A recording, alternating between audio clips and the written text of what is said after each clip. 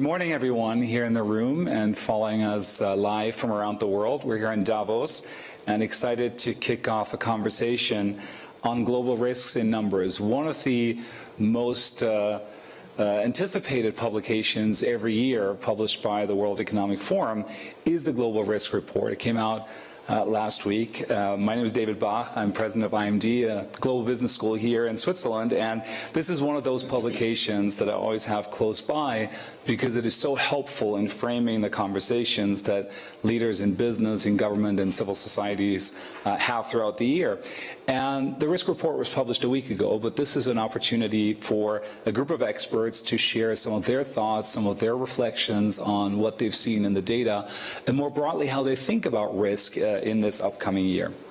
We have a terrific panel. I'll introduce our panelists briefly, and then I'll share a couple of highlights from the report, and we'll get right into the discussion. Sitting next to me is the Honorable Wale Edun, who is the Minister of Finance and Coordinating Minister for the Economy of Nigeria. Welcome to you, sir. Thank you. Next to him is Florence Gaub. She's Research Director at the NATO Defense College. Welcome. We have Brandon, so I'm doing it in the reverse order, Raj Ganguly, who is the co-founder and co-CEO of Bach Capital. Good morning to you. And last but not least, Brandon Daniel, CEO of Exeger, who's here as well. Thank you for joining us. So as I said, this is sort of a must-read, and even though we live in a digital world, I print this one because I then keep it close by. And those of you who've looked at it would have seen that one of the big changes in this year's report is the surge of geoeconomic confrontation to the very top of the leaderboard. Misinformation and disinformation is the second highest ranked risk, societal polarization. These are the short-term risks over the next 2 years. And then there are a number of other risks, of course, that make the top 10.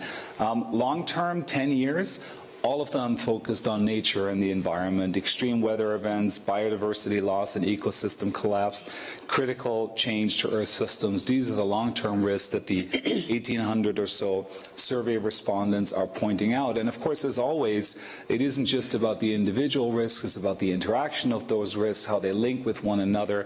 And so all of this gives us lots of food for thought to dig into. Minister, if I could start with you, the sort of rise of geoeconomic tensions is certainly something that we have all felt over the past year, and it's not surprising that that rises to the very top of the list of risks, at least in the short term, over the next 2 years. How do you think about this current moment? How concerned are you about the fragmentation of the global economy, of global trade, and what might be the consequences for economic growth and ultimately for prosperity? Thank you very much, David. Of course, at this time, the geopolitical fragmentation, and I would focus particularly on global trade, which is really a key factor at this time.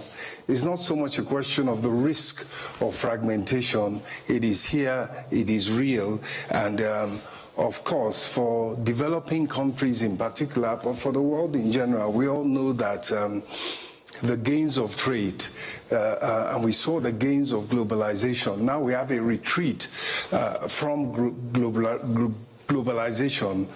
We have the prospect of reduced trade, reduced global trade, leading to, in fact, reduced global output, according to the figures that I have seen. And the point there is that global trade is like a tide that lifts all boats. And so for us, as the developing world, when you roll back trade, it leads to foreign exchange pressures.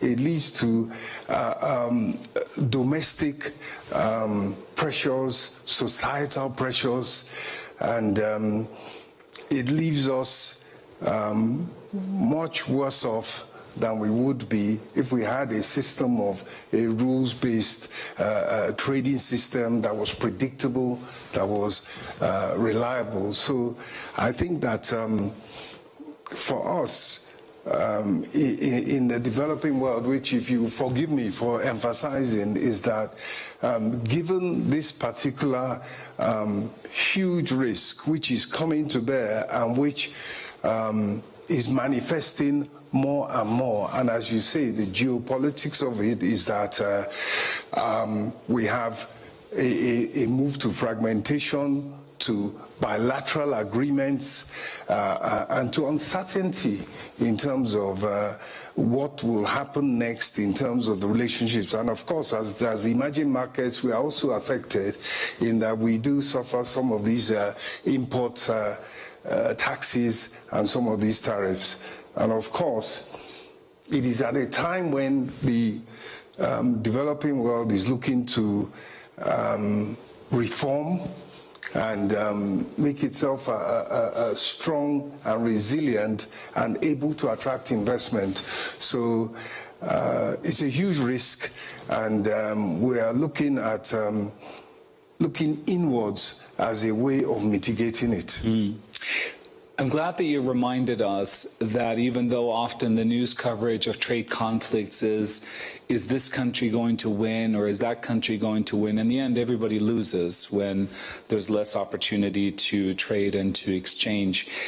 I think in the past, in many ways, what drove the global economy was this quest for efficiency, for scale, for opportunity. Are we now in a phase when national security and geopolitical considerations, the questions around security and risk are increasingly going to shape trade policy and global economic policy?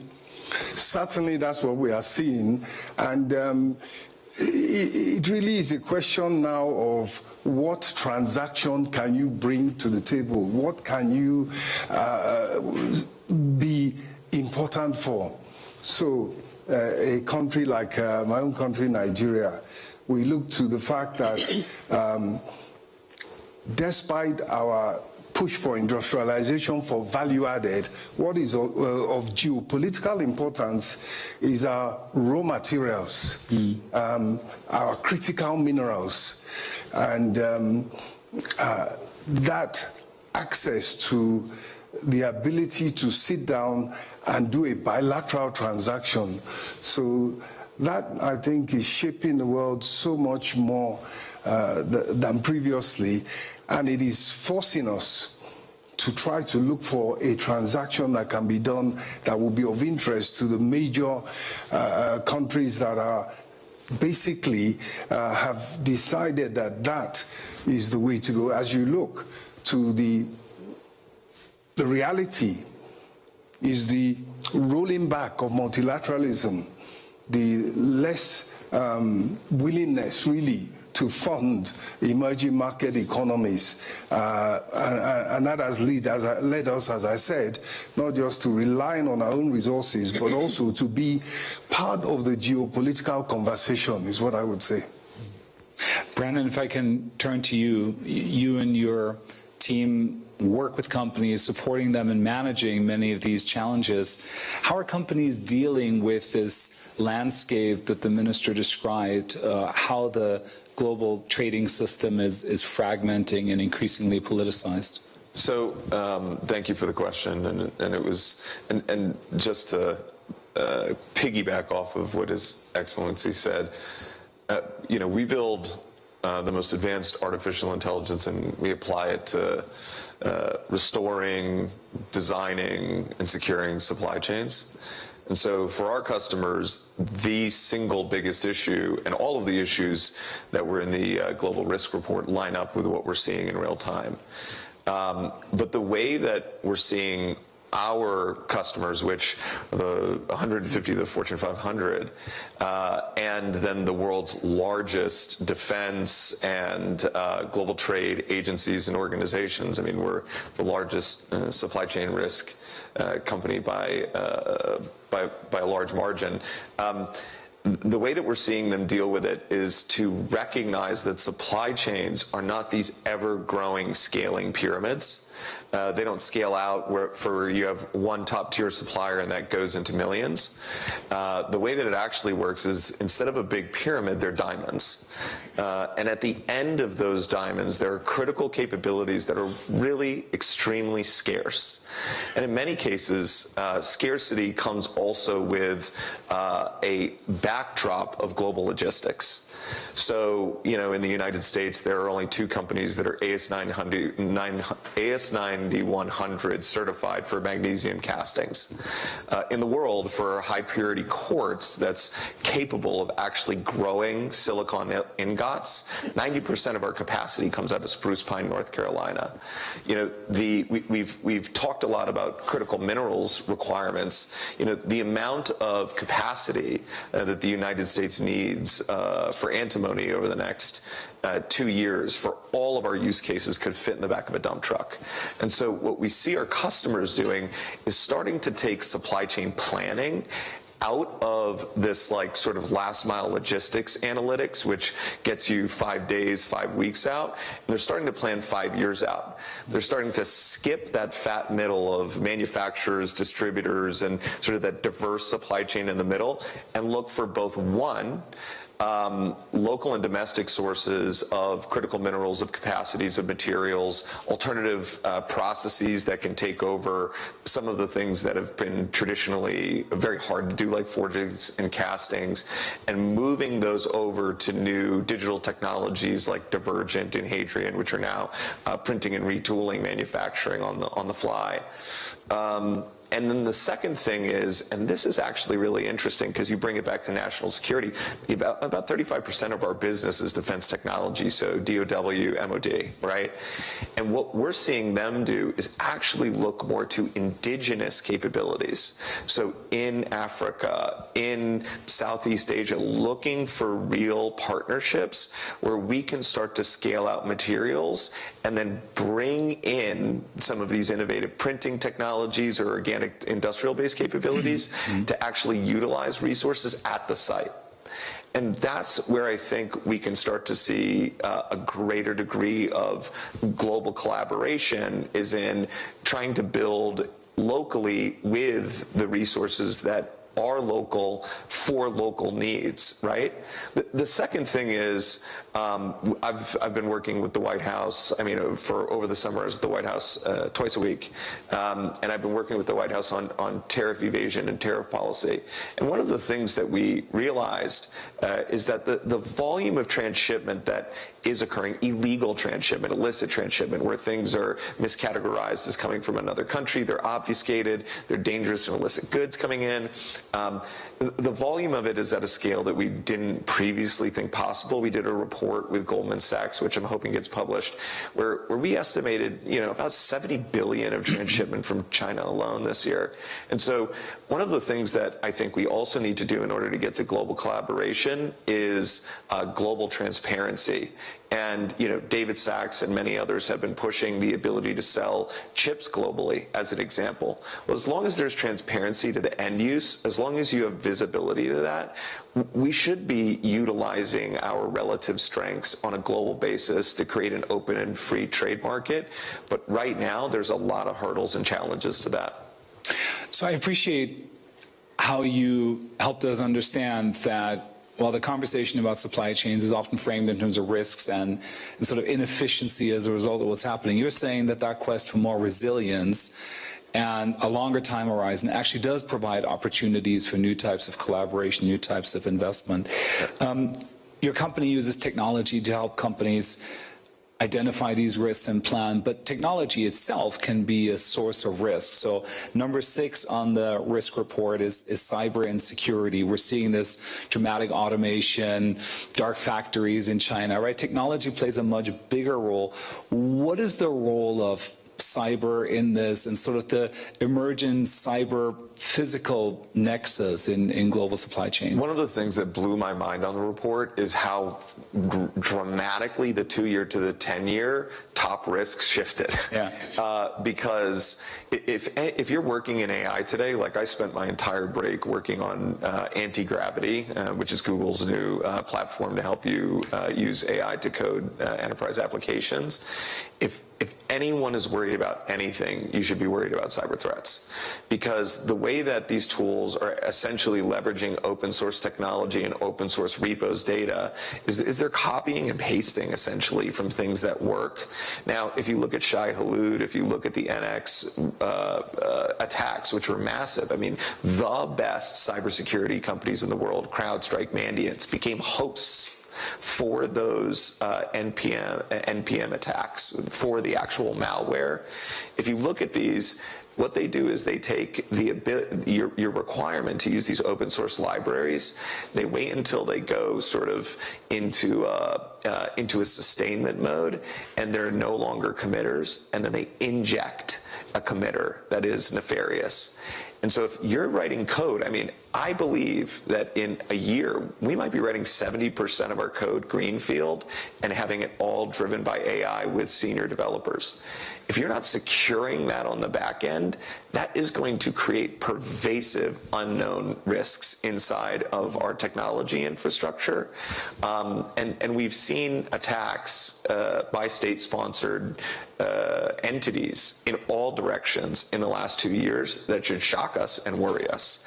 So I cannot believe that cyber is not up there, and I couldn't believe, honestly, that also economic stability isn't up there, because AI creates that same risk. Sure.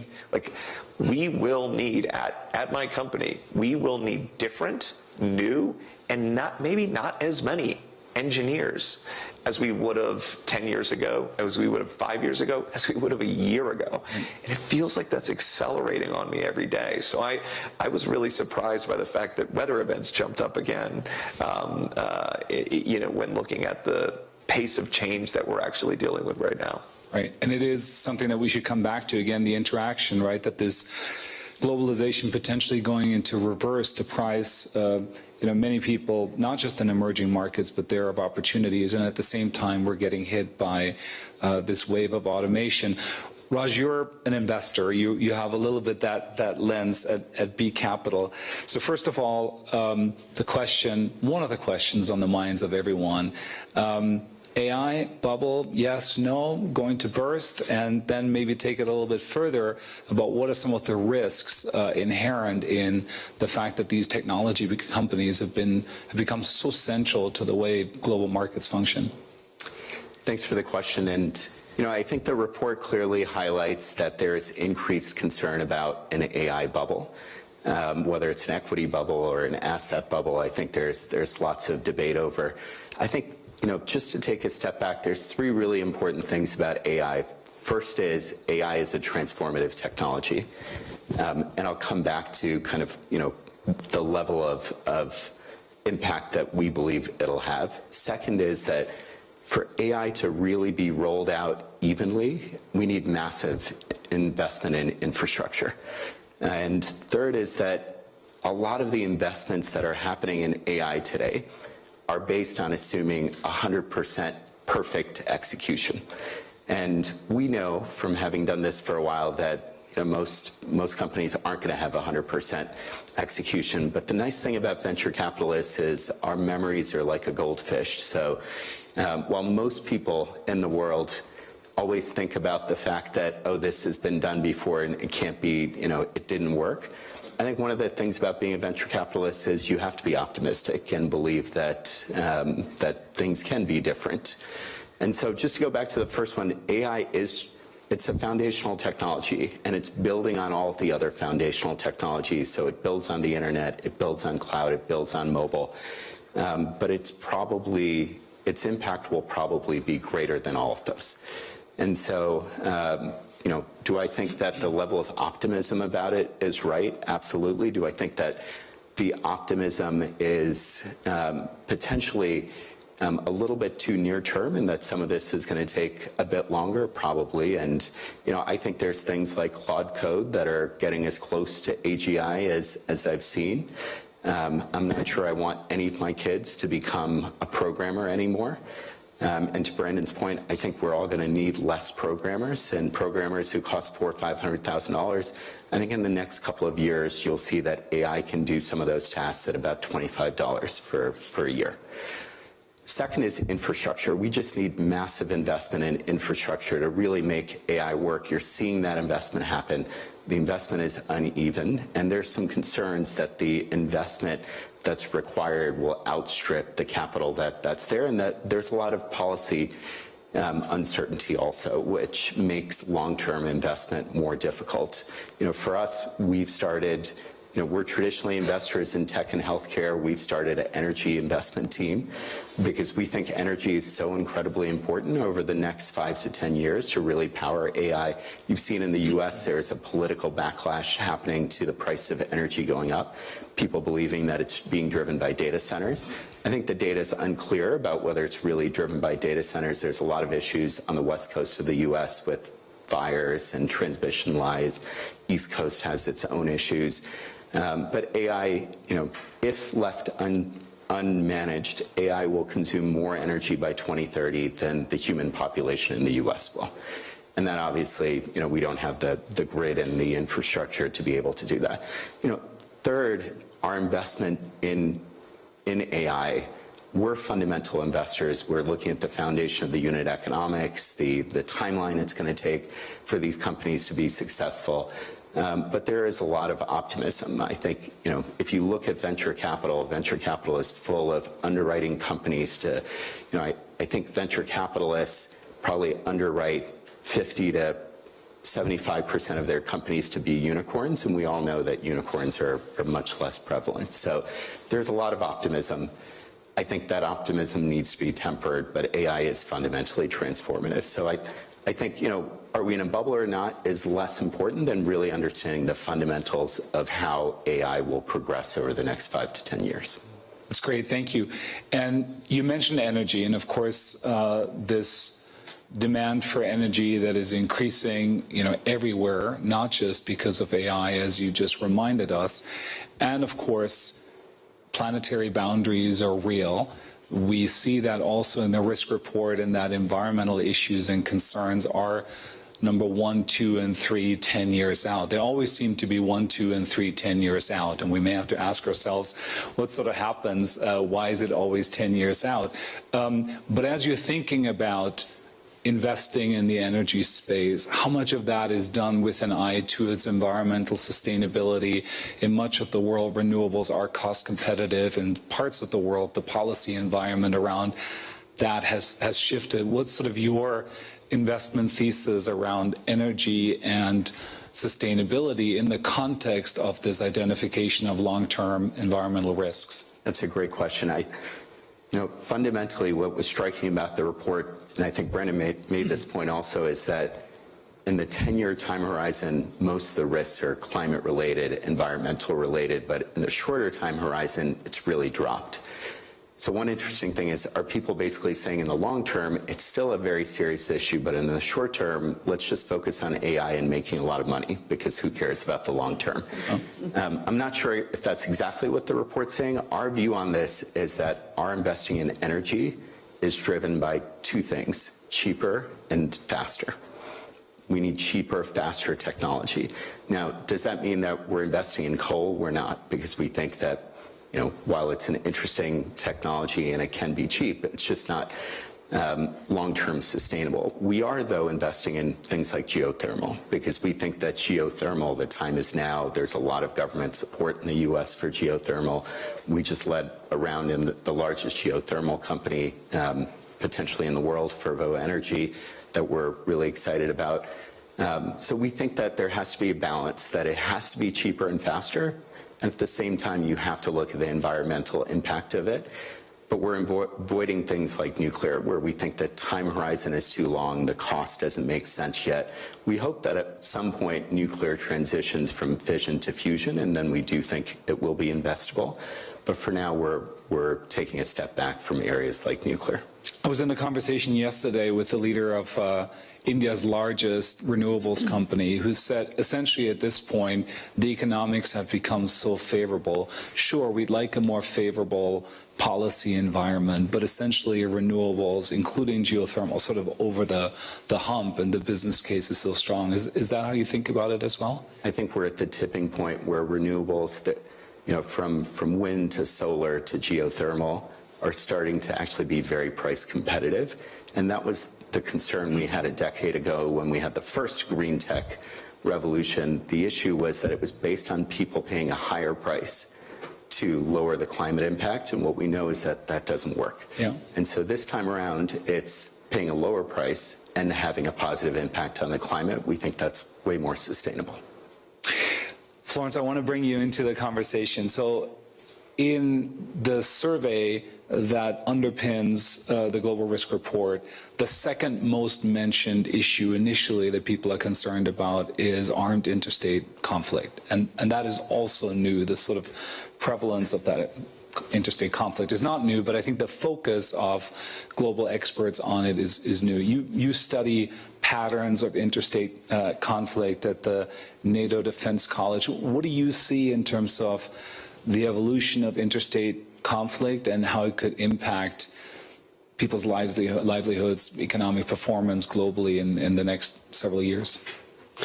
Well, first of all, I have to disclaimer, I took part in the survey that led to the report. So maybe that also can give you a bit of insight on how these answers come about. I think also when you look at past risk reports, they are a snapshot of what experts are thinking about right now. And so there's always a distortion because the present is so present. And so we tend to see, geoeconomic confrontation, tariffs more prominently than a bad weather event, because that was just whatever last summer. So I think it is imperfect, and it can should never be seen as a prediction, right? And also I think we are a bit loose with the term risk, because risk is not the same as danger. Risk is probability of an event occurring times the potential impact that it has. And when we think of it that way, then we have a problem when it comes to state-based armed conflict, because we do not have the numbers to give a clear probability of war, right? And that's because, statistically we know more or less once a decade you have a war between states, but there are huge outliers, and it doesn't happen frequently enough for us to be able to draw real conclusions. So that means that in a way the risk is always there, but of course it's now gone up because of the war in Ukraine, because of a general climate of confrontation that also spills over into economics, of course. And then I think the fear is also derived from a feeling of helplessness, right? So the more helpless you feel about something, the more you feel your influence is pretty reduced, the more prominent the risk is going to be on that scale. So in a very convoluted way, what I'm trying to say is, yes, of course, war is more likely today than maybe 3 years ago, 4 years ago, but then I think there is an inevitable regional distortion. I'm from Europe, but I have studied conflict, and so I was a bit surprised when people were saying, "Oh, war is back." Well, you're from Africa. It never left Africa. It was always in the Middle East. So I think there has to be a bit of a sober approach to this risk, not overstating the historical anomaly, because unfortunately war is part of the anarchical international system that we have. So we have to learn to deal with it, to prevent it, of course, to be able to deter it. But I'm not going to say be comfortable, but be a bit more level-headed with the reality of it. Right above state-based armed conflict is this geoeconomic confrontation. And in some ways, perhaps we're seeing just in the last several weeks the sort of interaction of these things, right? The Economist cover, I think, this week was "Gunboat Diplomacy is Back," right? Are states more willing to threaten and, in fact, use military force, perhaps the way the U.S. did in Venezuela, to achieve objectives that seem to be very much around sort of geoeconomic power and influence? Is that a new driver of conflict that you're worried about, or is this again us just focusing on the events of the last couple of weeks? So I think it was you who mentioned the goldfish. I think we're all a bit guilty of goldfish memory. Yes. What's very soothing is to look into history and look at, Panama. We had a very similar situation as in Venezuela. What about Iraq, 2003? A huge breach of international law. So I'm not saying, you know what, it already happened before, so relax. But I'm also saying stop pretending that this is all completely new and we are in a historically, extraordinary situation. Mm-hmm. Now, is it uncomfortable? Absolutely. Does it break international law? Yes. But as I said earlier, if you go back, I was laughing the other day because I thought never, when I studied political science in the 90s, did I think that all of these theories about international relations would actually matter. But today they matter again because it is about what do states do when they have an interest? What are the foundations of the so-called rules-based international order? States go along with it as long as it suits their interests, and when it doesn't, then they break the law. So does that make the ideal wrong? No, but it also shows that we still have a bit of a way to go to reach that ideal. And I think the issue that we have, especially in Europe, is that we came to an ahistorical understanding of the world, meaning we thought from here on everything's going to be great. The Cold War ended, things were not going so great in other parts of the world, but in Europe we lived in paradise basically, and suddenly history is back. So I wouldn't say we are in a new situation. I would say if you're feeling stressed by the situation, look into history and figure out how did our ancestors maneuver some of these things. But we have historical precedent for almost everything. It's such an important point. I looked into this the other day. The average age of the Fortune 500 CEO is 58. That means they started their career in 1991. Mm-hmm. And if they have led in Europe or in North America, that's been a remarkable period of relative stability, globalization, and market integration. But of course, an earlier generation was familiar, and people in other parts of the world remained familiar with the much more volatile environment. One of the things that all of you touched on in some ways is the need for investment. And I think, Raj, you said investment needs could outstrip available capital.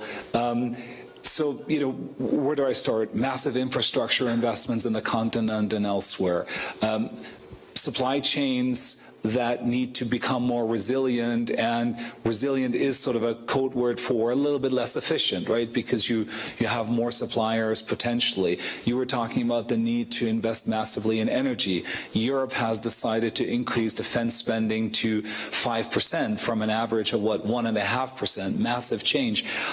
When we look at all of this, when all of these things come together, is one of the biggest risks that our investment needs are outstripping our ability to fund things? I don't know if we can start with you. Thank you very much, David. Exactly. And if you had asked me what the biggest risk overall was, I would have taken, from what Brendan said, the economic instability, and from what Raj said, the need for investment, and the fact that we started off talking about the risk of fragmentation, the risk of the rolling back of the global trade, and the loss of those benefits, particularly to the developing countries, because at the end of that trajectory of rolling back trade and fragmenting trade and losing the gains from trade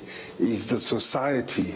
And by the time you go through the lack of access to technology, the lack of access to investment, you now have inequality.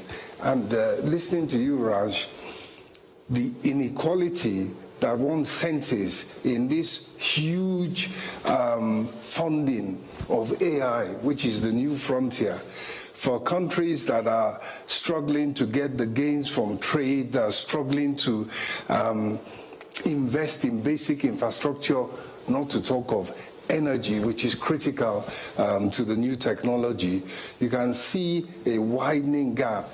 And I think I must say that one of the things countries like Nigeria are here to do, apart from give a sense of our own commitment to reform and stay in the course, is to attract investment.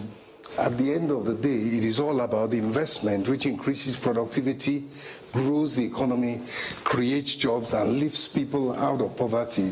So the number one risk, or the number one result of these risks that we are identifying, for me, is the lack of investment that it will lead to. And you highlight inequality as the output of that potential lack of investment. One of the most interesting parts of the report for me is always how these risks interact. And if you look at the map of just links, what sits right in the heart of it is inequality, which of course could become worse in the short term. What are your thoughts, the rest of the panel, on this issue of investment, lack of available capital to actually seize some of the opportunities that are in front of us? So there's available capital. I mean, if you look at risk offset assets right now, especially in the context of higher interest rates set across the world in order to combat inflation, you've had cooling inflation, you've had risk offset assets that can create, great yields. You've had very little, a very low bar for having to return to productive equity and capital. So we've got over $3 trillion sitting on the sidelines in private capital that's basically insidious right now. It's just consuming dollars back into, M0, right? We're just not getting out into productive markets. We're not getting it out into infrastructure. There's some of that that's getting pulled away by data centers, by energy, by some long-term asset infrastructure, but a lot of that is coming out in private capital lending, and if there's not effective use, if there's not return on those have a chance of going bust. I mean, there's just so much because of where interest rates are. There's so many risk offset assets available to investors that, like, venture and actually public markets are betting way harder on the future than the vast majority of private equity and private capital. And so, some of our investors, they may have done one deal in 2023, one deal in 2024. They're trying to allocate major slugs of capital against investments that they think are going to have surety of return, because otherwise you might as well be in an index right now, right? You might as well be in municipal bonds. You may as well be on any of these things that are risk offset inherently. So I think there's capital, but I think we need policy incentives, and we need changes in Fed rate protection.